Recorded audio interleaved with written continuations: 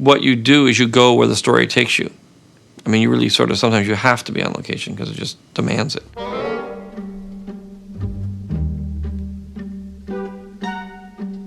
When I did Star Wars, I had to come up with environments. You know, if you think of outer space and you think of other planets, they're all basically deserts. So that was a natural. To be able to go, 25 years ago in the middle of the desert and take this English crew and movement of that was bold, and it was also foolhardy, and it worked. I thought we were crazy. Yeah. I thought you were crazy. Well, everybody did. Yeah. But that's all right. I'm happy now.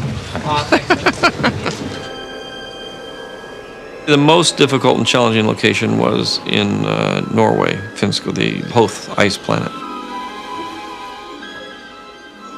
We ran into, blizzards and whiteouts and all kinds of things that slowed down the production, stopped it for days on end. We didn't go to Norway to go skiing, and we didn't go to the desert to get a suntan, and it's like basically you're trying to get the work done. That was a different era in filmmaking history then. In those days, virtually everything had to be built physically, whereas we have much more flexibility now in the digital arena. We're getting closer and closer to where we have to shoot less and less on location. When we were doing episode 2, we were going to Italy for less than a week. We were going to Spain for less than a week. Tunisia just over a week. England just over a week. It becomes a really interesting challenge in terms of the movement of people, the feeding of them, making sure that they're taken care of. Yeah, arriving to Travagliare. Ciao ragazzi.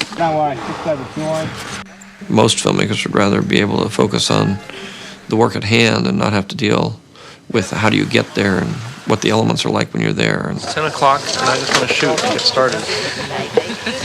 I don't like getting my first shot off this late. No. I was scouting locations as I was on my vacation, and I knew I had a scene that took place in some villa someplace in a beautiful part of the countryside that was extremely romantic. I had the exact location, but I didn't have the exact scene. I saw a picture of Lake Como, one of the locations in Italy. It's just surrealistic. It looks like it belongs in Star Wars. And before this, I've never been outside of North America, so it's my way of seeing the world a little bit right now, too.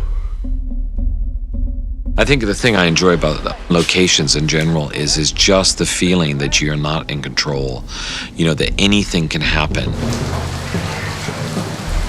The case with the rain is you look at George, he looks at you, we're in a digital environment, you have such control over every single frame.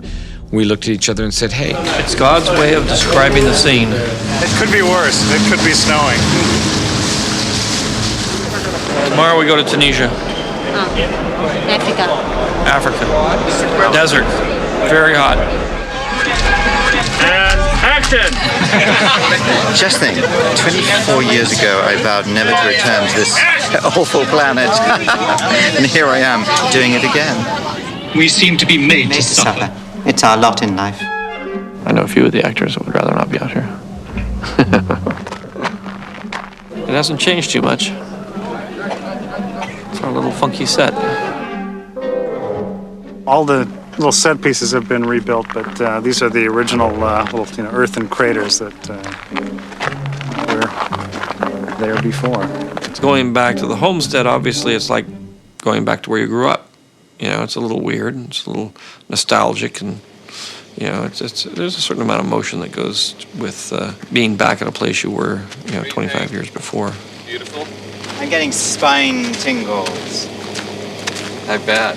The most telling moment this morning was when I saw one of the moisture evaporators. A little reunion. The evaporators kept falling over in the middle of a take, which was kind of embarrassing. Then in the middle of a take, bits of my costume would fall off. The Jawas would start crying. All right, let's try one more a little bit faster. Almost any location I've shot on, I've been able to get material that I just couldn't get in a studio, or it would take a very long time to recreate digitally.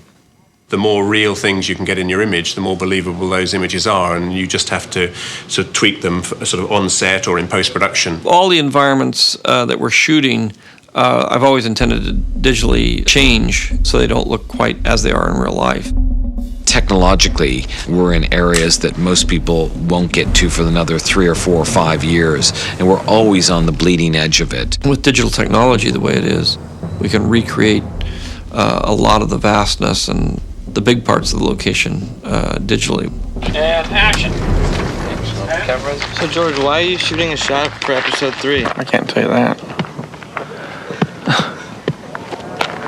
You have to wait 6 years for that answer.